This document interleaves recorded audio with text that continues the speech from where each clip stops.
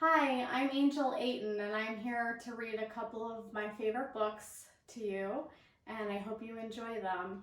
The first one that I'm going to read is called Fiona Flamingo, and this one is written by Rachael and it's illustrated by Kate Jeffrey. Fiona Flamingo.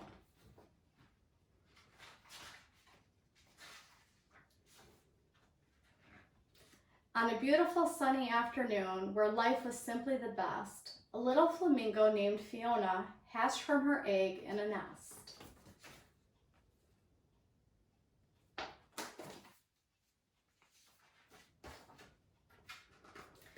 As the time passed, the birds all became stronger. They also got pinker and their feathers grew longer.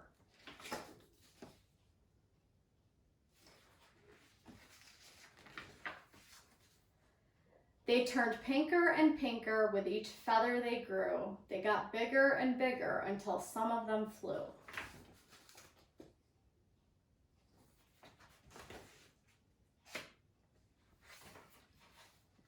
Fiona remained featherless until it happened one night. She woke up with feathers, but they were bright white.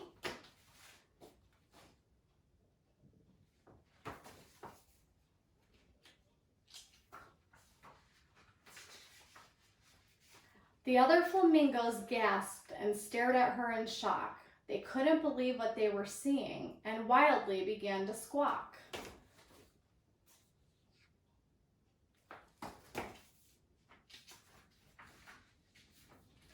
Her friends looked at the white feathers, not knowing what to think. "You're not the right color. Flamingos are supposed to be pink."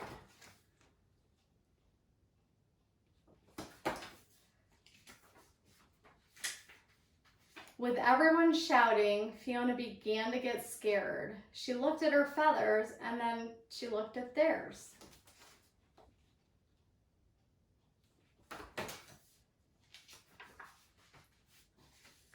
"You don't have to be so loud, and please don't make a scene." That's when Fiona started shaking and her feathers turned to green.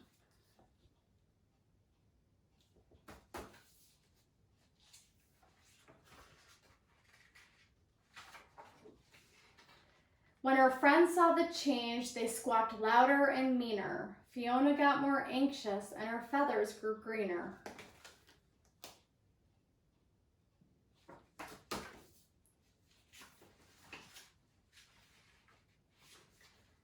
Her friends looked at the green feathers, not knowing what to think. "Stop being so silly, Fiona. Flamingos are supposed to be pink."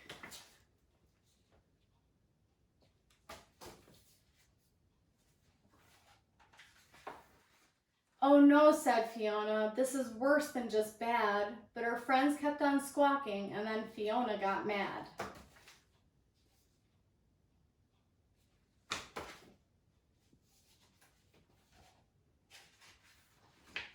"You're making me angry," she jumped and furiously said. That's when Fiona started yelling, and her feathers turned to red.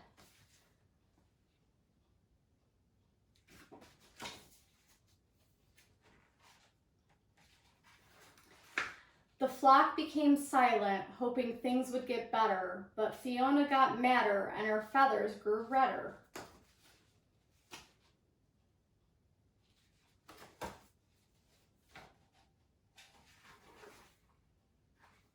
Her friends looked at the red feathers, not knowing what to think.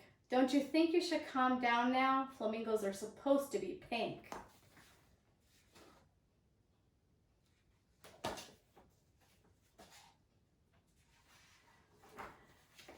They all rushed to hug her, and now Fiona felt bad. Her anger was fading, but now she felt sad.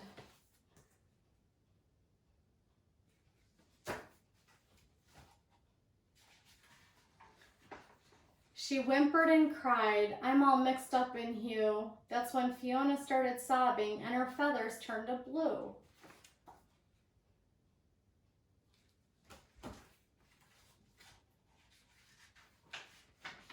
The flock watched from afar and their concerns grew truer, but Fiona just got sadder and her feathers grew bluer.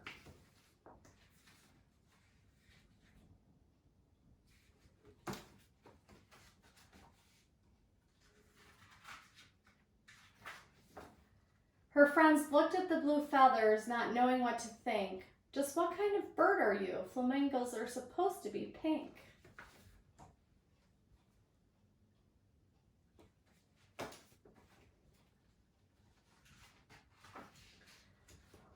No one could cheer her up, so instead they stayed away. That's when Fiona got lonely and her feathers turned to gray.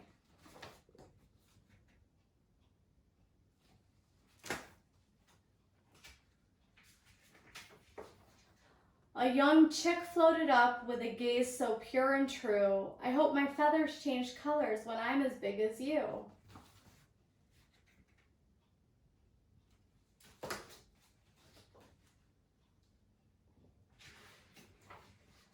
Fiona flashed a happy smile and her feathers erupted in color. It was a surprise to everyone. No feather was like any other.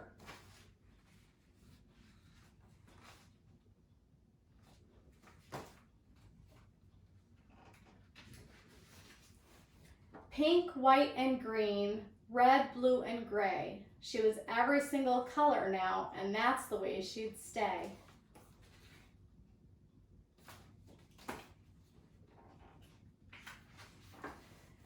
The entire flock gathered around, and Fiona gave a big wink. I guess we've all learned a lesson here. Flamingos don't have to be pink.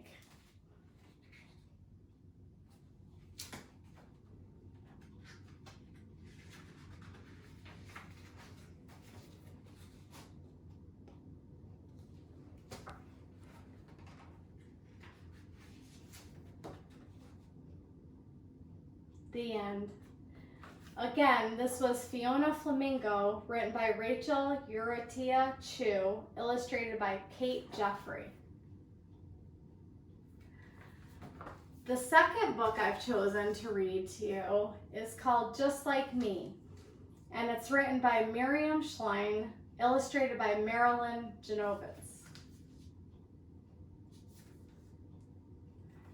Just Like Me.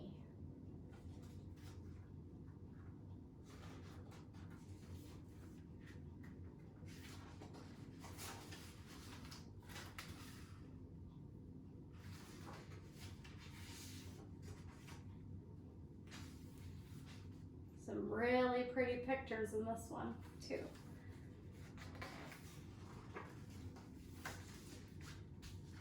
Tell me a story, said little Cottontail Rabbit.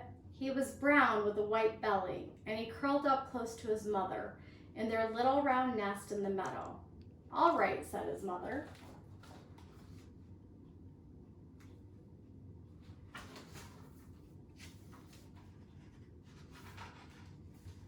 Once, she said, in a nest in a meadow, there lived a little Cottontail Rabbit.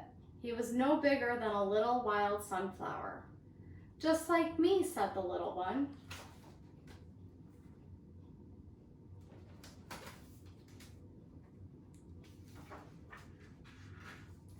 Now this little rabbit, said his mother, was a great jumper. Sometimes when he jumped, it seemed to him he could take off like a bird and fly away over the mountain. That is how high he jumped.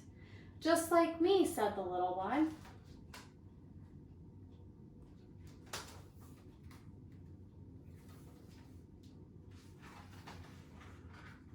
Now one day, said the mother, it happened that this came true. The little rabbit jumped. He jumped so high and he jumped so fast that there was up in the sky like a bird. The wind was behind him. It pushed him along, and soon the little rabbit found he had really jumped right over the mountain.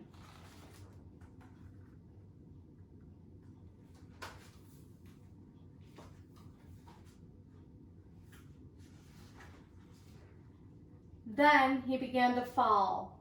Down, down, down he came. He had no wings to hold him up, so down, down he came. Little Cottontail, there in the nest, squeezed his eyes shut tight.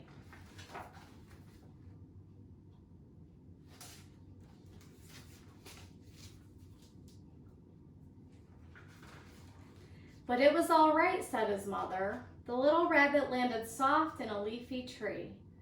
Oh, said little Cottontail, he didn't get hurt? No, said the mother rabbit, he didn't get hurt. He was a lucky little rabbit as well as being a high jumper.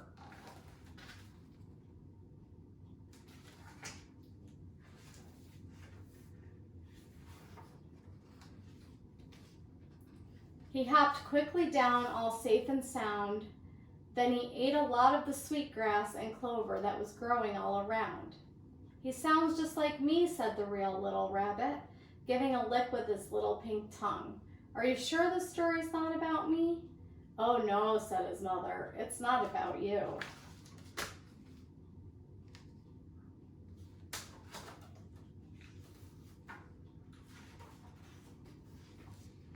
Then, she said, he heard a noise. What could it be?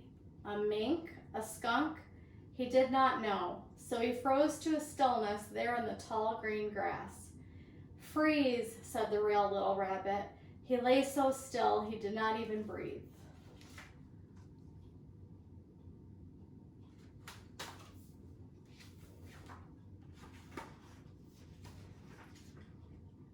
But it turned out to be only the wind, said his mother, blowing through the grass and making it rustle. Whew, said the real little rabbit. There in the nest, he began to breathe again.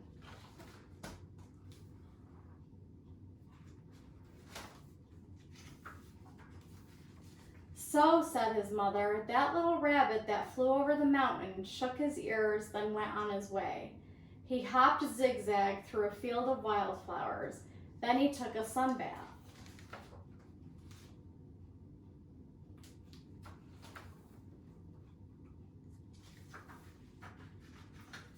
Now, after a while, a big black cloud blew in front of the sun. It got all dark. That little rabbit looked around.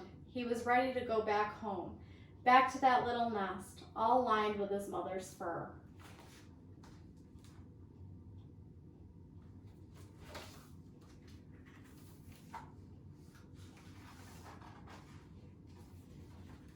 He looked up at the tall mountain he had jumped over. It was rocky and high. He tried to jump it, but now he could not. The wind was blowing the wrong way. He tried once. He tried twice. He jumped way, way up, but the wind kept pushing him back. Oh, said the little one, sticking his head into his mother's fur.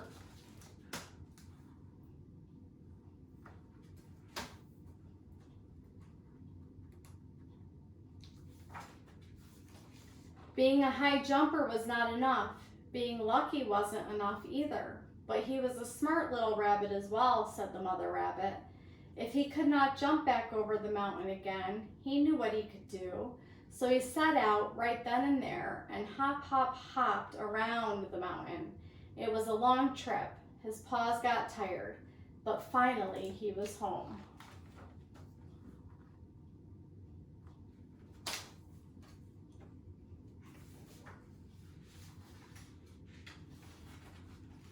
Just like me, said the little one, lifting his head, because here I am. Yes, said his mother, and when that little wandering rabbit came hop, hop, hopping home, his mother was so glad to see him. Just like you? Asked the little rabbit, blinking up at his mother. Yes, said his mother.